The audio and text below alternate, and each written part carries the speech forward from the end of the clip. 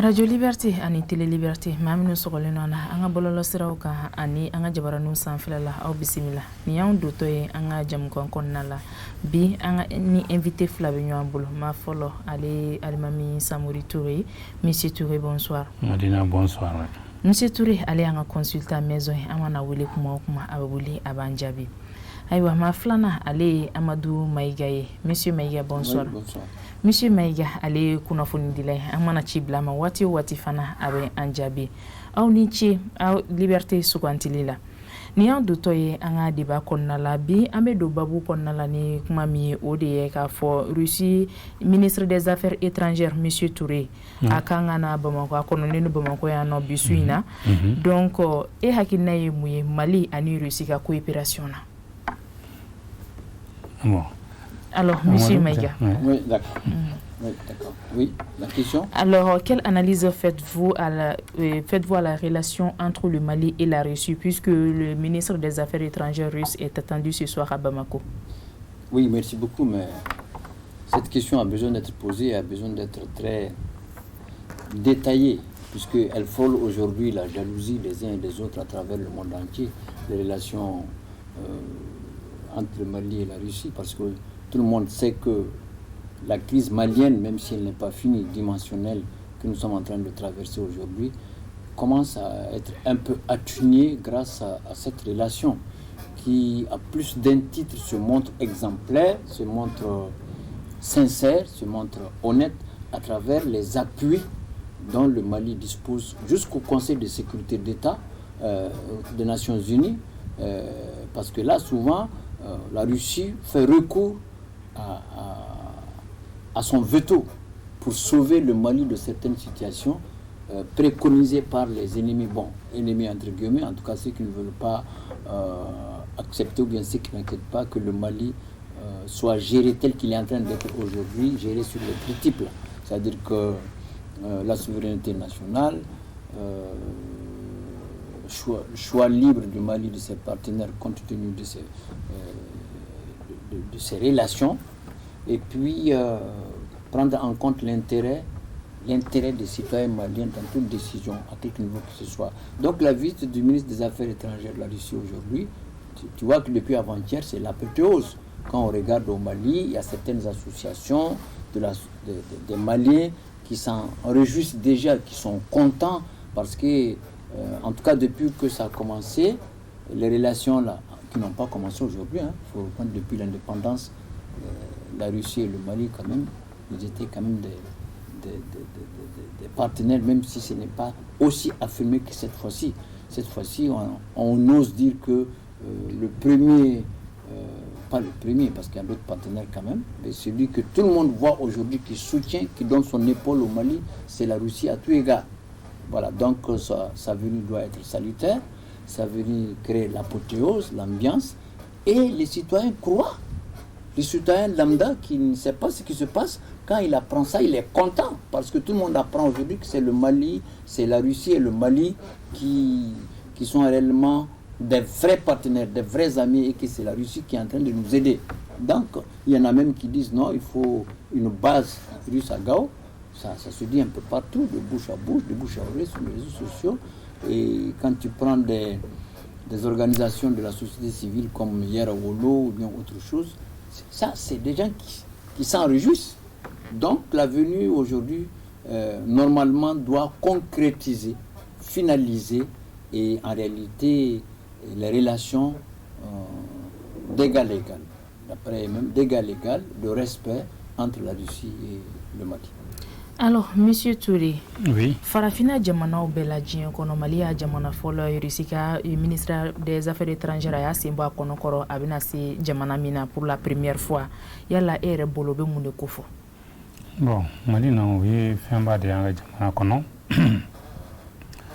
Pour la simple raison que depuis le changement de gouvernement, depuis que nous sommes rentrés dans le gouvernement de transition, et nos dirigeants ont décidé réellement que le Mali se prenne en charge.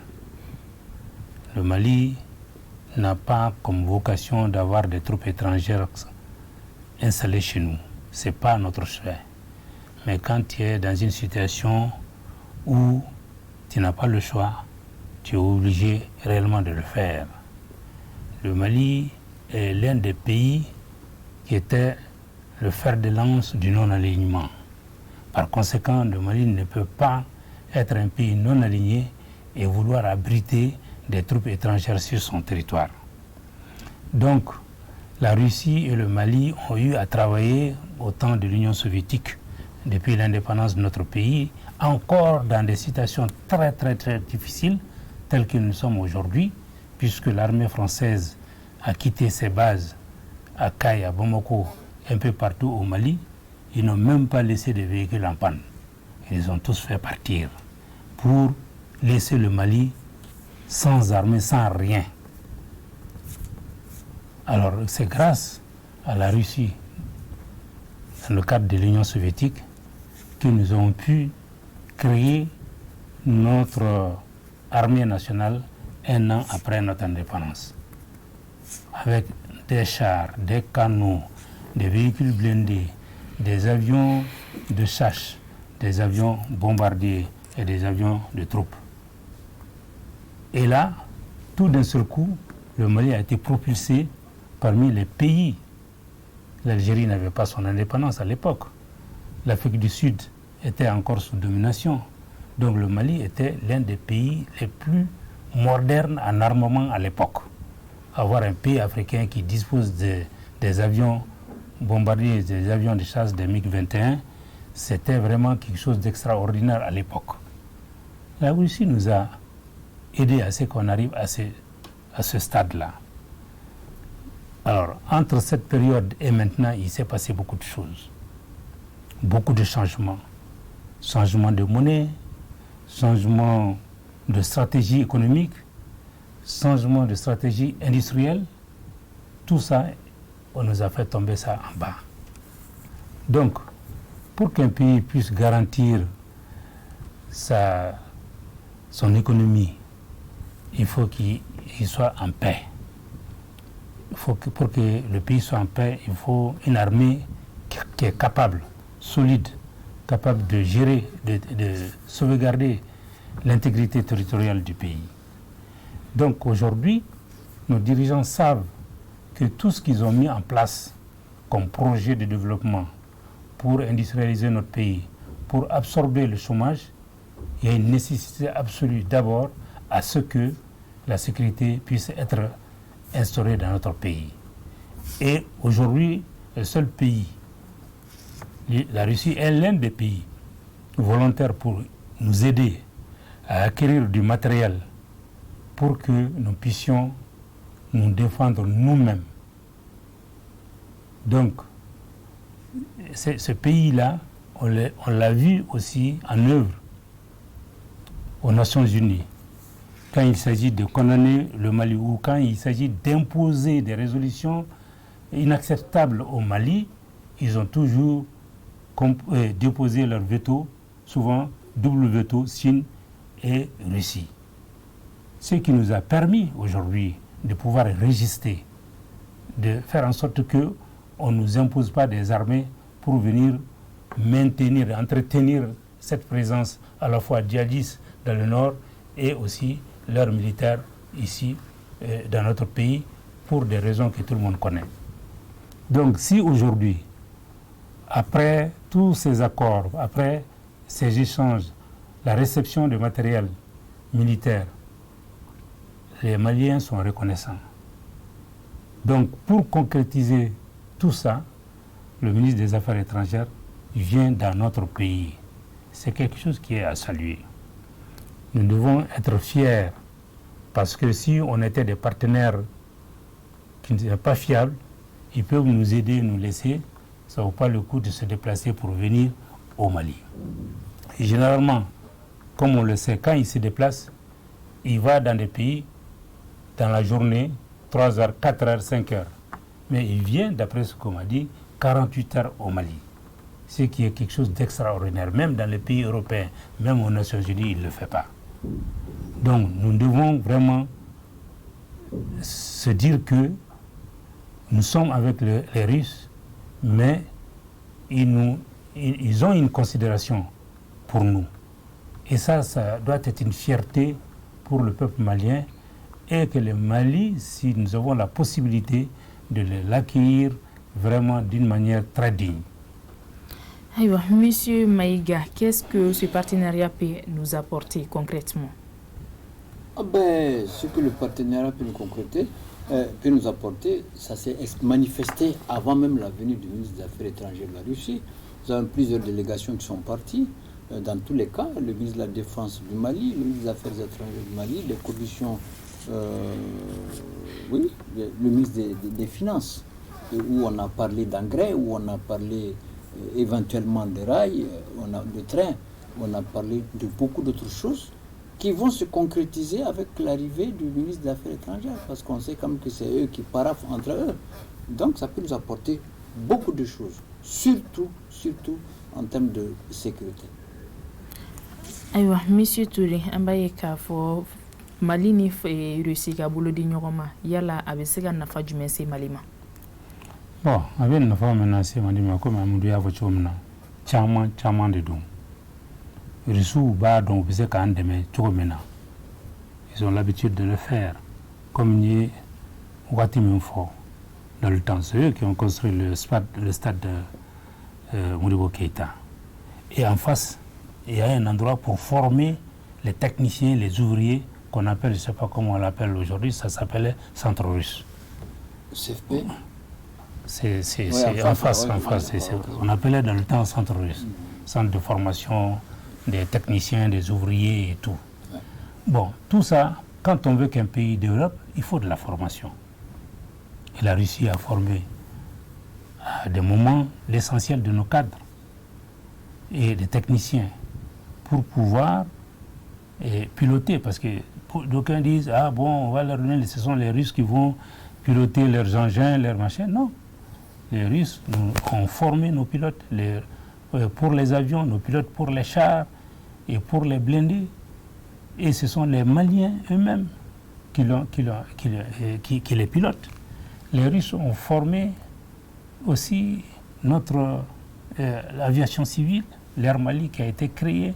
Ce sont des pilotes maliens. On se souvient quand le président Modibo Keïta est parti à la conférence des chefs d'État de l'unité africaine à Addis Abeba, il est allé par Air Mali.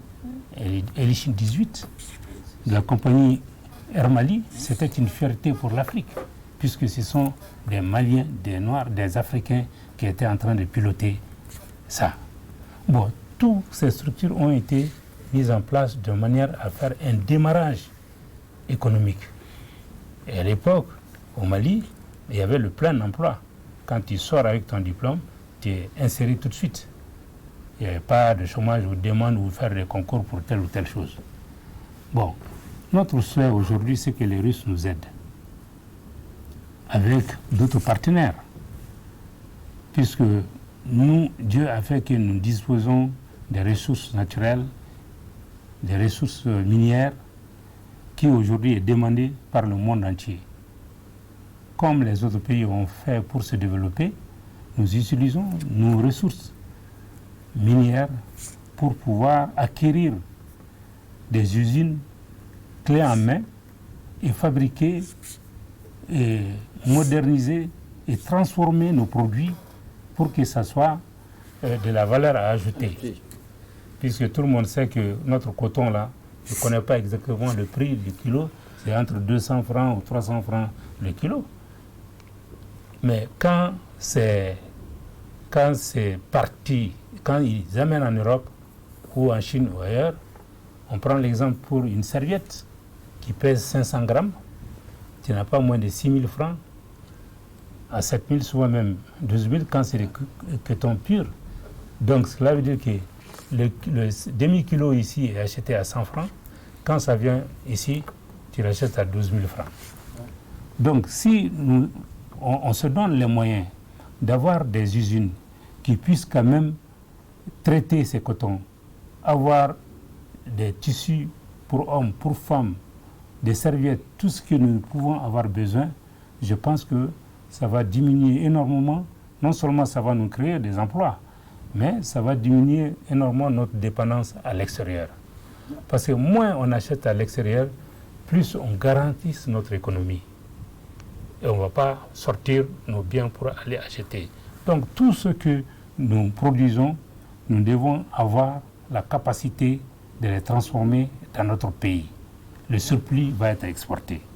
Donc je pense que la relation Mali-Russie peut vraiment apporter à notre pays un début de démarrage économique.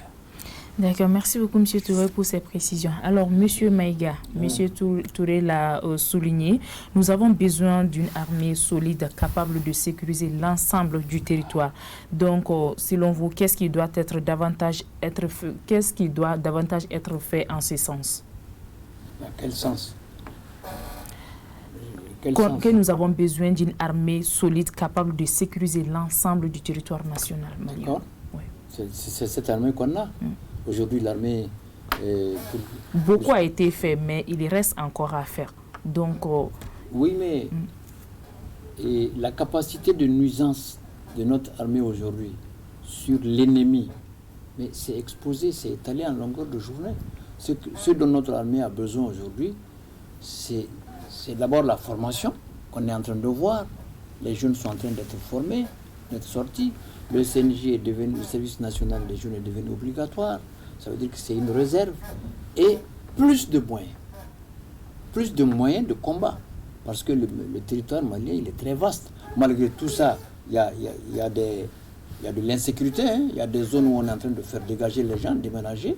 Il y a des zones où il y a tout ça. Mais ça, c'est parce que le territoire est vaste. Le territoire est très vaste au Mali. À Bamako, ici, nous, on est là, on est peinard, mais quelque part, ça ne va pas. Ça ne veut pas dire que l'armée n'est pas en train de frapper. Donc, l'armée a besoin aujourd'hui de plus de formation, de plus de matériel de combat sophistiqué et surtout de plus de soutien populaire. Le plus important, c'est le soutien de la population. Eh bien, Monsieur Touré, ambaye kafo anga finintigilakaw taka côté la chaman kela ka banga doni tura min kanga ketuguni ere hakilla irusini malika coopération min fleni yala mune kanga mune tura tugun mentora. Bon, c'est technique quand même, mentora. C'est-à-dire qu'on n'a pas tout eu au point de vue armement. Nous avons eu des armements qui peuvent aider à ce qu'on stoppe des avancées des troupes bien organisées. Nous avons eu ces moyens-là. Mais il faut savoir que notre pays est 2,5 fois plus grand que la France. Et qu'il faut sécuriser. Et qu'il faut des hommes aussi. 20 000, 30 000 ou 40 000 hommes n'est pas du tout suffisant. Je prends un exemple.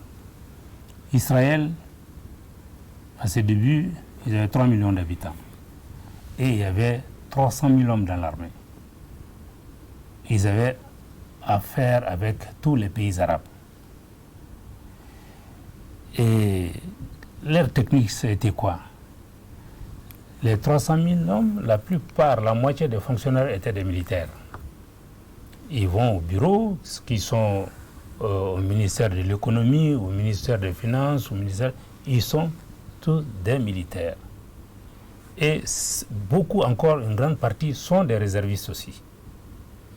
Notre pays doit désormais faire face à des situations de cette nature, que nous avons suffisamment d'hommes qui sont formés pour se battre, qui sont dans l'administration, qui sont dans des services. En cas de conflit, immédiatement ils peuvent intervenir. C'est comme ça qu'Israël a eu à faire face. Parce qu'en tant que 3 millions d'habitants, dans la logique normale, il doit y avoir 15 000 ou 20 000 hommes. Mais ils ont eu 300 000 hommes dans l'armée. Alors, le Mali est capable de faire 2 fois plus que ça. Mobiliser et recruter les fonctionnaires en tant que militaires, et ces militaires-là vont aller travailler dans l'administration. Et ça permet vraiment d'atténuer un peu les charges de l'armée et aussi de l'administration. Parce que ils sont militaires en même temps, ils font des services fonctionnaires. Donc ça, ce sont des techniques qui vont nous permettre de faire face à la couverture nationale. Par exemple, quand on va à Taoudenit, tu vas à Taoudenit, peut-être que les fonctionnaires sont plus nombreux que les militaires. Mais si ces mêmes fonctionnaires sont aussi des militaires, ça ne peut que faciliter les choses. Donc je pense que nous avons encore besoin de la Russie pour augmenter la capacité de notre armée afin que notre défense puisse être assurée. Aujourd'hui, on le sait très bien que notre armée est en train de faire face à des situations djihadistes dans le sud et qui se prépare petit à petit pour sécuriser et faire la même chose dans le nord de notre pays. Et je pense que le plus difficile d'abord, c'est ce qu'ils sont en train de faire dans le sud. Le nord, c'est clair, parce que il n'y a pas de forêt, c'est pas la même chose que la zone des 3 frontières, et ça serait plus simple pour eux de pouvoir se battre là-bas, conquérir des territoires, mais avoir des hommes qui puissent maintenir sur place pour sécuriser la population qui reste. Donc tout ça, c'est à faire. Et il y a une nécessité absolue que ça soit garanti par des capacités en armes, en munitions, en surveillance et en hommes. Donc moi je pense que ce que nous devons faire, malgré ce qui est fait jusqu'à présent, c'est passer par cette voie-là. Ça va garantir la sécurité, parce qu'il ne s'agit pas de conquérir un endroit que quand tu tournes le dos, les djihadistes vont venir derrière toi. Il s'agit quand un endroit est libéré, il faut qu'il y ait des hommes qui sont capables de maintenir l'ordre là-bas, éviter à ce qu'il n'y a pas de retour ou des gens qui se cachent derrière pour revenir encore. D'accord. Alors, M. Maïga, quelques heures avant l'arrivée du ministre des Affaires étrangères russe, le gouvernement de la transition a fait un communiqué dans lequel Guillaume Gueffa, le directeur de la division des droits de l'homme MINUSMA, est déclaré persona non grata au Mali. L'intéressé devra quitter le territoire malien dans un délai de 48 heures, je vais dire. Donc, selon vous, quel est le rapport entre le monsieur en question et l'affaire Aminata Dicko? Oui, mais ça n'a rien à voir avec l'arrivée du ministre des Affaires étrangères de la Russie. Il faut les séparer, ce n'est pas du tout lié. Maintenant, s'il est désigné persona non grata, ça veut dire que il s'est attaqué à des choses qui ne sont pas autorisées par des personnalités accréditées dans les pays selon le système des Nations Unies. Parce qu'en réalité, quand tu es accrédité, il y a des choses autorisées, permises, et il y a des choses concernant le pays interne que tu ne dois pas faire. Si tu fais ça, le pays est obligé de prendre ses dispositions. Maintenant, ça c'est l'affaire de Aminata Dicko. Aminata Dicko, c'est bien notre compatriote qui a témoigné aux Nations Unies au nom de son organisation en tant que société civile. Aminata Dicko a parlé en tant que société civile malienne. Elle n'a pas parlé au nom, elle ne peut même pas parler au nom de la société civile malienne parce que des organisations sont sorties déjà pour se désolidariser de ce qu'elle a dit. Maintenant, c'est normal, ce monsieur, au Mali, pas que lui seulement, il n'est pas le premier. Il y a un Français qui était parti, lui il est parti, et celui qui se comportera comme lui, c'est sûr qu'il ira parce que c'est ça les principes qu'il faut respecter. Il n'a pas la société civile au Mali, c'est l'une des meilleures qui reste dans son canevas. C'est sûr qu'elle a parlé au nom de son organisation. Est-ce que son organisation a au moins un récépissé? On ne sait pas. Mais le fait que lui, il soit décrété persona non grata, ça veut dire qu'il a dépassé la ligne rouge. Le ministère des Affaires étrangères est dans son droit. Le gouvernement est dans son droit. Il faut protéger le pays et surtout, le Mali est large et ouvert pour tous les pays, mais chacun reste dans son contexte. Surtout maintenant qu'on a la souveraineté, toute décision, la souveraineté, la prise en compte des intérêts du pays et la liberté au Mali de travailler avec quelque partenaire que ce soit. C'est ça. Maintenant, si lui il est désigné persona non grata, ça veut dire que simplement qu'il a dépassé les lignes rouges. Il a instrumentalisé Aminata Dicko. Je pense qu'il l'a instrumentalisé. Sinon, le fait qu'il soit persona non grata, ça veut dire qu'il a passé par des trucs qui ne sont pas autorisés par les termes diplomatiques en matière d'accréditation. C'est clair et net. Même si l'administration est les Nations Unies, l'administration a des règles d'engagement, comme toute autre structure des Nations Unies qui a des règles d'engagement sur lesquelles il ne faut pas quitter. Maintenant, si tu te mixes dans les affaires du pays du Mali, mais le Mali va répondre. C'est ce qui s'est passé. Le Mali a répondu. Et c'est de bonne guerre. Aïwa, Monsieur Touré, et Hakina et Mouyeni Koina. Bon, mais c'est que moi, je ne sais pas quand kabla ukuna ko Mali besram kambi kani ni ko façon nous te nyonta Mali on ya famia ka fo kan ku ka yara ma horonyata ko ka laknani ke ko ka jamana na tanya. Bon, nous avons plan men tracé Mali kan kebini awa ibeka fangal we plan men tracé we kan ko de exécuter Kenya tunga exécuter comme na soro fentena bala quoi ni oyeni ke no bloquera bobla on veut faire que no blola on veut faire que jusqu'à ce que réellement au cas d'essai parce que on sait quand même faut nous le masque Mali fana tese ka o lu tise ka ku faut c'est que surtout ni ka façon denta parce que c'est une personne faible ka conditionné kabla aka fɛn fɔ a yɛrɛ ka jamana kan hali dunan tɛ mɛn fɔ donc o yɛrɛ n'i y'o jateminɛ i b'a dɔn k'a fɔ o tɛ kan ka Mali lajɛ jamana lagosilen don olu yɛrɛ de ye mɔgɔ lagosilen don puisque fɛn dɔ bɛ yen i b'a kɛ i b'a miiri kunna k'a fɔ ko awa bɔ tɛ kɛba kalama mais nin n'a ɲɔgɔnnaw nin tɛ se ka dogo tout de suite a dɔnna k'a fɔ olu de b'a jukɔrɔ. Parce que le problème c'est quoi? Mali a kemni wati jana kafo Franci ka ONG minumbia. Anu be war di ONG minum anga jamana kono. Ulu be awa uka barake me we Franci fana ka barake. Donc anga gouvernement est décision ta kafo Franci ka ONG fenbe Mali kono ushi ubekata kaboya. Ani fana ubekanga wari di mo minuma nuli anyere ka ONG uye kafo lu fana ye k'a fɔ o fana bɛ interdilen de don donc comme Francis tɛ se k'o kɛ tuguni ni ɲɔgɔnna mɔgɔw bɛ awa MINUSMA kɔnɔna la il passe par la MINUSMA maintenant pour financer ces ONG ou ces associations mais toujours u b'u ka baara kɛ u ye ni na baara ɲɔgɔnna u ye quoi c'est-à-dire que c'est genre de forfaiture que cette personne a eu à le faire contre son pays. Donc voilà, je pense qu'il faut qu'on s'attende à des actions désespérées de cette nature et que nous allons faire face. Donc le Mali doit s'attendre à ce que ces gens-là ne vont pas croiser les bras, puisqu'ils voient qu'ils sont en train de perdre notre pays.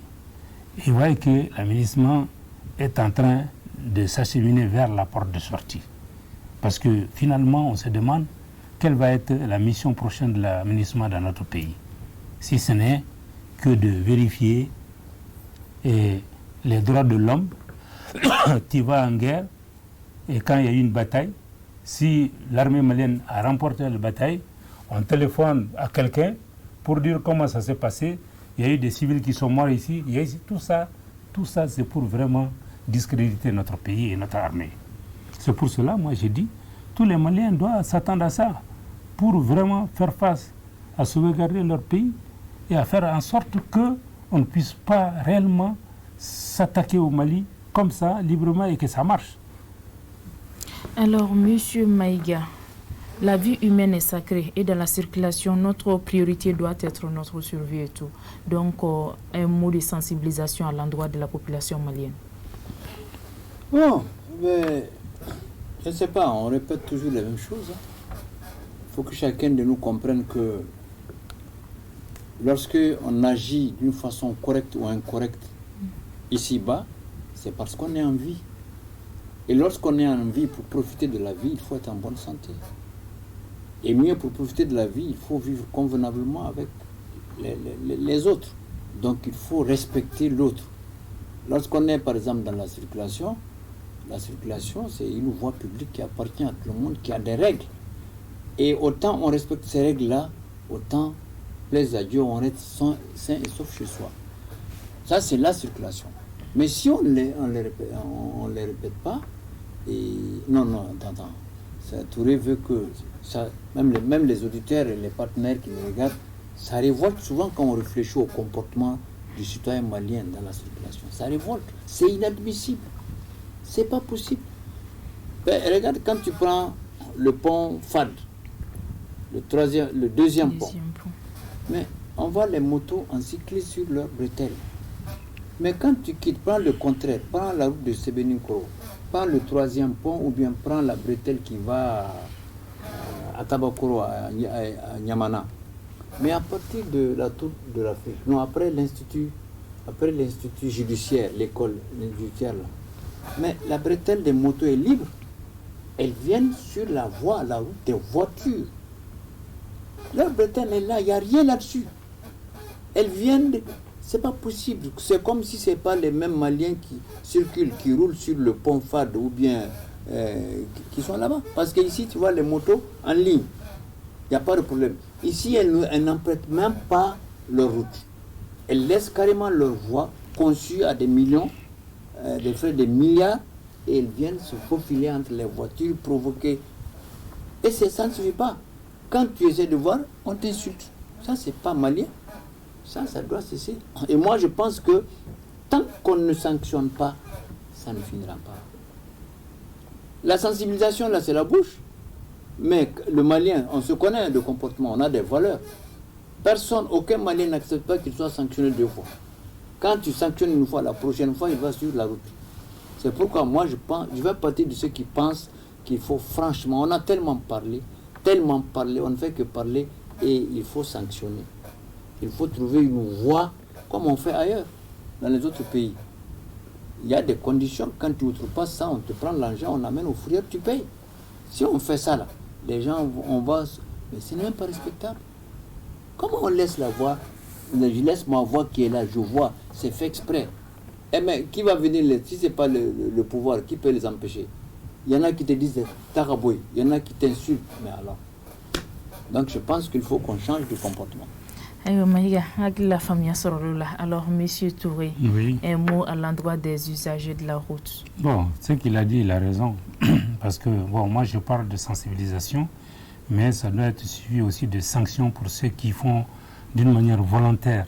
Parce que la voie cyclable est là-bas, ils doivent être à la file indienne. Et ils ne le font pas parce que s'ils sont en file indienne, ça va être long, ils n'iront pas plus vite. Ils vont dans la voie réservée pour les véhicules, ce qui amène un danger énorme.